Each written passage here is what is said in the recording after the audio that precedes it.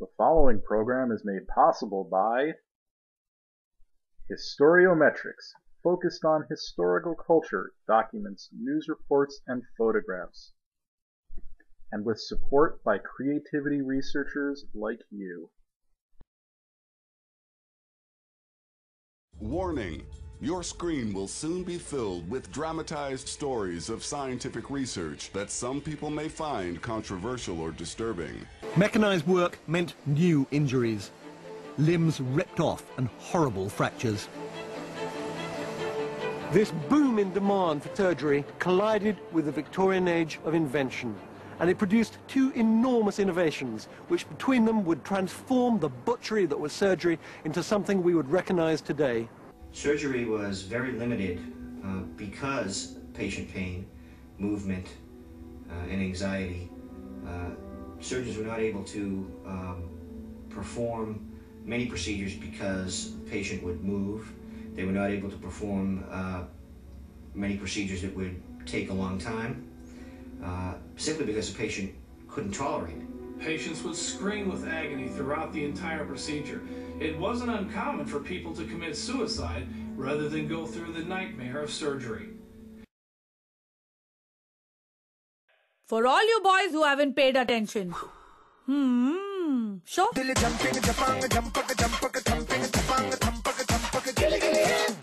And for all you girls who haven't paid attention.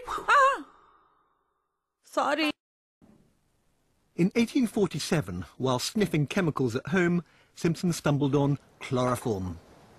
Simpson gave a talk to a group of interested doctors. He extolled the virtues of chloroform, and at the end he got out a handkerchief and a bottle, and he asked them if any of them fancied giving it a try. Soon great hilarity ensued as men fell unconscious to the ground, while others wandered around in a state of great intoxication. Fortunately for the men who were unconscious, they all woke up. Others, however, who were to try chloroform would not be so lucky. As well as being explosive and pungent, ether irritated patients' throats and made them thrash about. Not what you want in delicate surgery. So the opportunity was still there to find a better anesthetic. It came in the form of a substance pioneered by a teenage chemist called Humphrey Davy. As you start to breathe it, you get more and more euphoric. You become more and more disinhibited, so your behavior, instead of being calm and measured, suddenly starts to become more and more outlandish. Davy heated ammonium nitrate and, like any good anesthetics inventor, tested the effects on himself. In 1799, he had himself shut in an airtight box. Then his new substance was blown in. Davy had created nitrous oxide, which he christened laughing gas. It would transform a visit to the dentist and pave the way for dental surgeries. But no one realized that when it was first discovered. They'd found perhaps the most exciting thing they were ever going to discover, which was a way of producing painless surgery. And what did he do about it?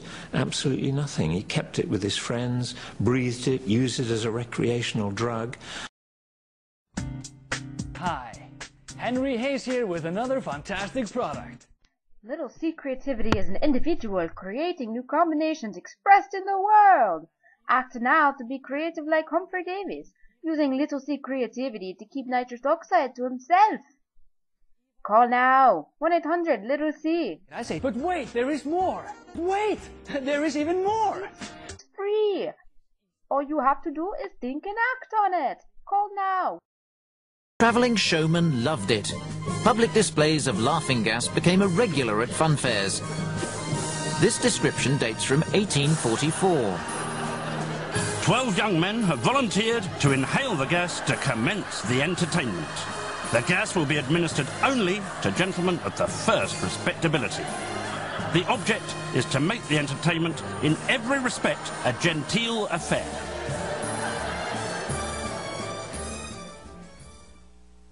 In December of 1844, a dentist named Horace Wells attended one of these exhibitions.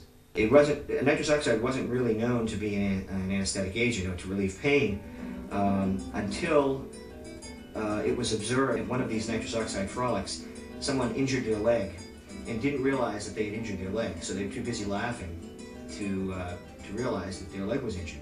The man badly injured his leg, and Wells asked him if it hurt. The volunteer was stunned at the sight of his own blood, as he had felt. Having a tooth removed was a common and painful operation at the time. American dentist Horace Wells believed so passionately in this new substance that he had one of his own healthy teeth taken out under nitrous oxide to show it didn't hurt. Then he decided to demonstrate to the rest of his profession.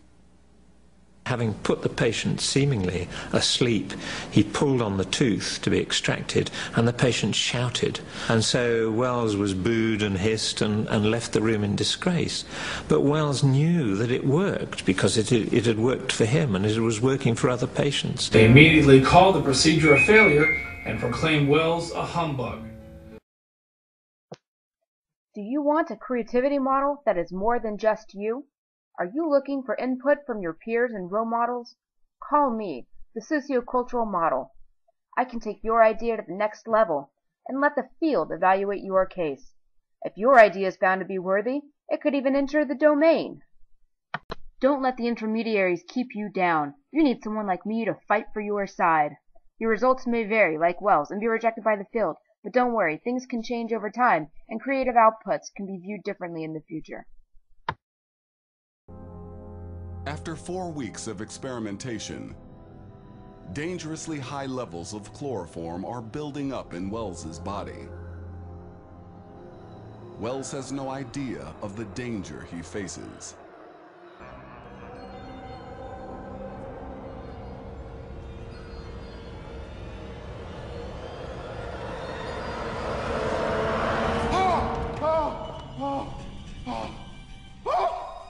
As protection against his terrifying hallucinations, Wells arms himself with scalpels and a little sulfuric acid. But he's left his mind behind. Do you find yourself suffering from chloroform addiction? Do you think it's hindering your creativity? Research has shown a correlation between drug use and mental illness with decreased creative abilities. It's time to get flow. Regain that sense of creativity that you once had. Follow my plan to build knowledge and skills, accept challenges, and maintain a healthy lifestyle so you too can experience the joys of flow. Are you alright?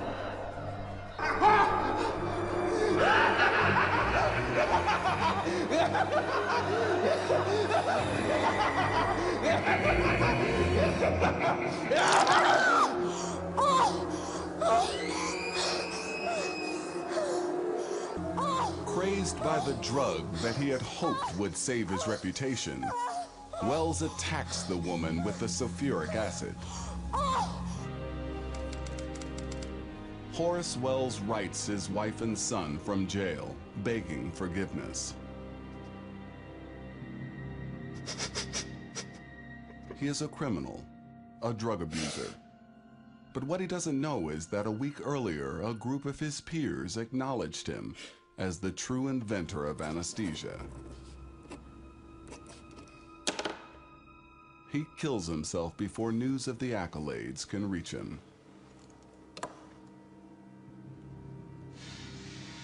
Wells does not live to see anesthesia revolutionize not just dentistry, but all of medicine, making all manner of surgeries possible, saving billions of people and improving the quality of life for almost everyone on the planet.